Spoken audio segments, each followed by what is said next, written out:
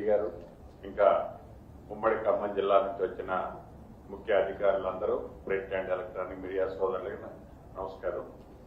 అందరికీ భోగి సంక్రాంతి శుభాకాంక్షలు. రాష్ట్ర ప్రభుత్వం ప్రతిష్టాత్మకంగా ఈ 4 కార్యక్రమాలని 75వ గణతంత్ర దినోత్సవం జనవరి 26వ తారీఖు నాడు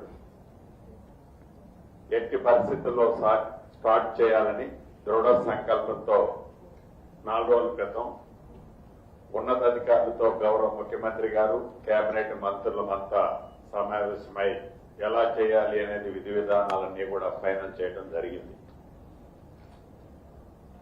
రాష్ట్ర ప్రభుత్వ ఆలోచనలకు అనుగుణంగా పేదవాడి కోరికలు ఏవైతే ఉన్నాయో, పేదవాళ్ళ ఆలోచనలు ఏవైతే ఉన్నాయో అది ఇందిరమ్మ రాజ్యంలోనే సాధ్యం. కాబట్టి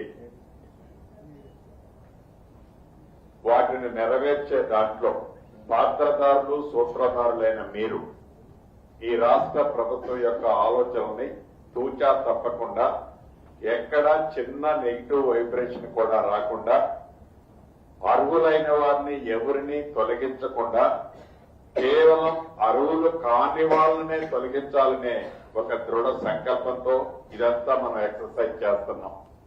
నిజంగా సంక్రాంతి అంటే పెద్ద పండుగ. అంత పెద్ద పండుగను కూడా కాదని పేదోడి ముఖంలో, పేదోడి కష్టంలో మనం పాలు పంచుకోవటానికి పండుగను సైతం మనందరం పక్కన పెట్టి గౌరవ ముఖ్యమంత్రి గారు కానీ, కేబినెట్ మంత్రులు కానీ, ప్రజాప్రతినిధులు మేమే కాకుండా మీరందరూ కూడా దాంట్లో పాలు పంచుకుంటాం మేము సైతం అని పాలు పంచుకుంటున్నందుకు రాష్ట్ర ప్రభుత్వ పక్షాన అందరికీ అభినందనలు, కృతజ్ఞతలు కూడా తెలుపుతున్నా. ప్రధానంగా ఈ 4 అంశాలకు సంబంధించిన ఒక 3-4 అంశాలు మీ దృష్టికి తీసుకొస్తారు. ఏదైతే కమిటీ మీరు కాన్స్టిట్యూట్ చేసేటప్పుడు జిల్లా యంత్రాంగం మెయిన్, మనం 5 రోజులని అనుకుంటున్నాం. అది 16 నుంచి 20 లేకుంటే 20 నుంచి 19 నుంచి 24 అది రాష్ట్రం మొత్తం ఒకే స్థాయిలో దాన్ని ఆపరేట్ చేయండి. ఈ 5 రోజులు ఏవైతే గ్రామ స్థాయిలో గ్రామ సభలు పెట్టుకుంటున్నామో, ఏదైతే ఆ కమిటీ ఉంటుందో ఫుల్ డే మార్నింగ్ 8-8:30కి స్టార్ట్ అయితే ఆ కమిటీకి పూర్తిగా ఆ రోజు అక్కడే ఉండేటట్టు ఏర్పాటు చేయండి. ఈ 4 స్కీముల మీద మీరు పూర్తి డేటాను సేకరించాలి అన్నప్పుడు టైం బాగా తీసుకుంటుంది. ఆ తీసుకునే దాంట్లో అర్రీ బొర్రీలో అర్హులైన వాళ్ళు మిస్ కాకుండా, అనర్హులకు ఇవ్వకుండా మీరు పూర్తి టైం స్పెండ్ చేయాల్సిన అవసరం ఉంది. కాబట్టి ఈ 4 రోజులకి సరిపోను ప్రతి నియోజకవర్గం, ప్రతి మండలాన్ని బైఫర్కేషన్ చేసుకునేటప్పుడు ప్రాపర్ గా అన్ని టీములు ఐడెంటిఫై చేయండి. దాని చెకింగ్ కి పైన ఒక టీమును కూడా నాకు తెలిసి ఐడెంటిఫై చేసుంటారనుకుంటున్నాను. 5వ రోజు వచ్చినప్పుడు ఈ 4 రోజులకు వచ్చిన వాటితో పాటు ఎక్కడైనా మిస్ అయిని రాని కారణంగా ఎవరైనా ఉంటే వాళ్ళని కూడా నువ్వు నిన్న రాలేదు, నీ ఊరు వచ్చినప్పుడు నీకు ఇచ్చేది లేదనేది ఎక్కడ కూడా ఏ అధికారులు కూడా గవర్నమెంట్ కానీ ఈ ప్రభుత్వానికి చిన్న మైనస్ కూడా రావు. Very clear. అర్హులైన వాళ్ళని ఎక్కడా డ్రాప్ చేయొద్దు, అనర్హులకి ఇవ్వద్దు. ఇది తమ్ముడు.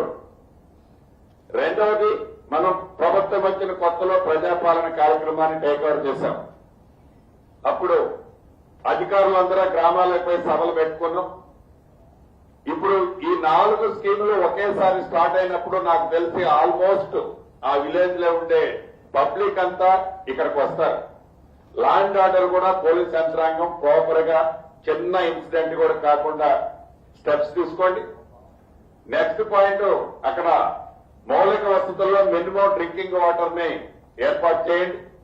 చేస్తూ ఈ అయిపోయింది ఈ స్కీమ్ ఎలా అలా అనే నెగిటివ్ వైబ్రేషన్స్ లేదు. స్టార్ట్ చేసేటప్పుడే ప్రతి గ్రామంలో మీరు గ్రామ సభ స్టార్ట్ చేసేటప్పుడే ఇది నిరంతరము జరిగే ప్రక్రియ. ఇది ఒకసారి మిస్ అయిపోతే అయ్యో నేను మిస్ అయిపోయాను, నా ట్రైన్ వెళ్ళిపోయింది, నా ప్రయాణం ఆగిపోతుంది అనేది వాళ్ళలో ఫీలింగ్ రాని ఈ ప్రభుత్వానికి కూడా అటువంటి ఆలోచన లేదు. ఉదాహరణకి రైతు భరోసాలో ఏ కారణం చేతైనా అర్హులు మిస్ అయితే సెకండ్ లిస్ట్ లో డెఫినెట్ గా ఇస్తాము. అర్హులైన రైతులు ఎవరైతే ఉన్నారో వ్యవసాయానికి యోగ్యమైన ప్రతి ఎకరాకి ప్రతి గుంటకి ఇవ్వాలన్నది ఈ ప్రభుత్వం యొక్క ఆలోచన. ఏ కారణం చేతైనా మిస్ అయితే వాళ్ళకి ఇవ్వటం జరుగుద్ది. అదే రకంగా యోగ్యత లేని వ్యవసాయానికి పనికిరాని భూమి, వ్యవసాయానికి నుంచి ఇండస్ట్రీస్కో హౌస్ కిందనో ఇతరత్రో కన్వర్షన్ అయింది. ఇప్పుడంటే సాఫ్ట్వేర్ కంప్యూటర్ ఉంది. 2000 ముందు అంటే 18కి ముందు మాన్యువల్ గా అంతా కన్వర్షన్ జరిగింది. ఈ కన్వర్షన్ జరిగిన ప్రాపర్టీస్ స్టిల్ పాత ధరణిలో పాస్బుక్ ఇష్యూ అయి ఉన్నాయి. అది రెవెన్యూ వ్యవస్థ ప్రాపర్ గా ఇండెప్త్ గా స్టడీ చేసి అలా కన్వర్షన్ అయి ఉన్న ఆస్తులు ఏమైనా ఉంటే అది వ్యవసాయం ఉన్నా కూడా ప్రభుత్వం వాటికి ఇవ్వదు. కన్వర్షన్ కానీ ఏదైతే వ్యవసాయానికి యోగ్యమైన భూములు ఉంటే 100% ఇస్తాం. దాన్ని ఎక్కడా మిస్ కాకుండా అధికారులు ఇండెప్త్ గా ఫస్ట్ ఏ గ్రామానికైతే మీరు వెళ్లాలనుకుంటున్నారో వెళ్లే గ్రామానికి సంబంధించిన ఆస్తులకు సంబంధించింది ఇటు రెవెన్యూ అటు అగ్రికల్చర్ ఇతరత్ర అందరూ కూర్చొని టేబుల్ వర్క్ చేసుకోండి. రేపు ఎల్లుండి టేబుల్ వర్క్ చేసుకుని టేబుల్ వర్క్ లో ఫలాని గ్రామానికి పోయినప్పుడు కొండలు గుట్టలు మీ దగ్గర ఉన్న సమాచారాన్ని ప్రకారం లిస్ట్ అవుట్ చేసుకుని గ్రామానికి పోవటానికి ముందే 1 డే గానీ 2 days ముందు గానీ ఆ గ్రామంలో మనం ఈ 4 స్కీమ్స్ కు సంబంధించిన అవుట్ లైన్ ని అక్కడ డిస్ప్లే చేయండి. ఇక్కడ మనం వీళ్ళకి ఇస్తున్నాము వాళ్ళకి ఇవ్వము, ఇది మన పార్టీ ఇది వాళ్ళు అనేది ఏమీ లేదు. మస్ట్ అండ్ షుడ్ ఇందిరమ్మ కమిటీలు కూడా దీంట్లో పార్టిసిపేట్ చేసుకోండి.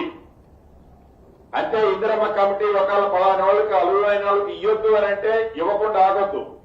కానీ వాళ్ళని కూడా ఇన్వాల్వ్ చేయండి. ఇందిరమ్మ కమిటీ వాళ్ళని కూడా గ్రామ సభలు పెట్టినప్పుడు అదే రకంగా రేషన్ కార్డు దాంట్లో ఇందాక గౌరవ కలెక్టర్ల గారికి సీఎం గారు డిప్యూటీ సీఎం గారు మనం చెప్పారు.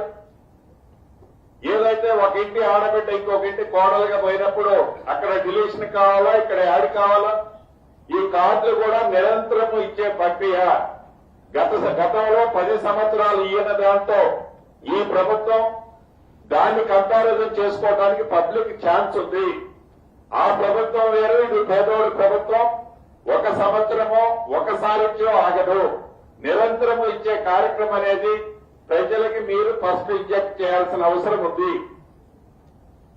అదే రకంగా ఇందిరమ్మ భరోసా ఏదైతే ఉందో ఇందిరమ్మ ఆత్మీయ భరోసాకు సంబంధించిన దాంతో అర్హులైన కుటుంబాలకి కుటుంబం ఇస్ ద అండర్లైన్ అర్హులైన కుటుంబాలని ఐడెంటిఫై చేయండి.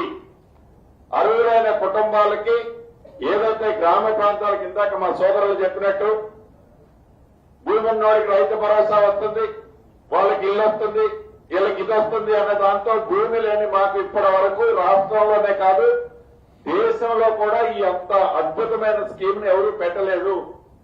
దీన్ని ప్రాపర్ గా అర్హులైన వాళ్ళని ఐడెంటిఫై చేసే దాంట్లో ప్రతి దానికి అధికారులు చట్టము మనం చేస్తే ఆ చట్టాన్ని ఇంప్లిమెంట్ చేసేది మీరు చేసిన ఇంప్లిమెంటేషనే రేపు ఈ ప్రభుత్వానికి కానీ మనకి కానీ మంచి వస్తుంది. ఆ ఇంప్లిమెంటేషన్ చేసే దాంట్లో ప్రాపర్ గా టైం తీసుకొని ఎక్కడా చిరాకు పడకుండా ప్రజలకి ఇవ్వగలిగేది చెప్పండి. నెగిటివ్ వైబ్రేషన్స్ తో కాకుండా ఇది నిరంతరము కార్యక్రమం అనేది ఇండికేషన్ కావాలి. ఇందిరమ్మ ఇళ్ల సబ్జెక్ట్ కూడా వచ్చినప్పుడు ఈ రోజు ఇంతకు ముందే మోడల్ హౌస్ ని మనం కూసుమంచులో ఓపెన్ చేసుకున్నాం. ఇటువంటి ఇందిరమ్మ ఇళ్లు ఈ మొదటి విడత 4.5 లక్షలే కాదు, ఇది నిరంతరము జరిగే కార్యక్రమం అనేది కూడా ఇండికేట్ చేయాల్సిన బాధ్యత అధికారుల మీద ఉంది. దయచేసి ఏదైతే గిరిజన ప్రాంతం 117 యాక్ట్ ఉన్న ప్రాంతంలో మిత్రులు చాలా మంది ఇది గిరిజనులకే వస్తుంది గిరిజనేతరులకి రాదు అనేది అభద్రత ఉందో ఈ ప్రభుత్వానికి గిరిజన ప్రాంతంలో ఉన్నా కూడా అర్హులై ఉంటే పేదవాళ్ళు అయి ఉంటే poorest of the poor people కి ఈ ఈ ప్రభుత్వము కులము మతము ప్రాంతం అనేది ఎట్టి పరిస్థితిలో పట్టించుకోదు. ఏ ప్రాంతంలో ఉన్నా పేదవాళ్లకైనా ఇందిరమ్మ ఇల్లు ఇచ్చే కార్యక్రమంలో వెనకడుగు ఎట్టి పరిస్థితుల్లో పోదు. 4,50,000 ఇప్పుడు ఇస్తున్నాం. ఇది నిరంతరం ఇచ్చే కార్యక్రమం అనేది తప్పకుండా అధికారులు గ్రౌండ్ తీసుకోవాలి. అదే రకంగా ఎమ్మెల్యేలు అందరూ కూడా ఇది కత్తి మీద సాగు లాంటిది, ఎందుకంటే పెద్ద స్కీమ్ కాబట్టి దాన్ని మీరు ప్రాపర్ గా అధికారులకు కూడా వీళ్ళు నా మనిషి వాళ్ళు నీ మనిషి అన్నదానికంటే పేదవాళ్లలో బహు పేదవాళ్ళని ఐడెంటిఫై చేసి గ్రామంలో రికమెండ్ చేస్తే ఈ ప్రభుత్వానికి మీకు మరింత క్రెడిబిలిటీ మనకి పెరుగుద్ది. అది మిస్ కావద్దు. ఇలా ఏదైతే ఈ అద్భుతంగా ఈ 4 కార్యక్రమాలు మొదటి సంవత్సరం కొన్ని చేశాం, రెండవ సంవత్సరంలో అడుగు పెట్టడంతోనే అద్భుతమైన ఈ కార్యక్రమాలు చేసే దాంట్లో అధికారులు కలెక్టర్లే కాకుండా మీరు పనిని విభజించుకోండి, వర్టికల్ గా విభజించుకొని రెగ్యులర్ గా ఎక్కడ ఏం జరుగుతుందో చూడండి. ఈ ప్రజాప్రతినిధులకు సంబంధించిన అందరినీ గ్రూపులు పెట్టి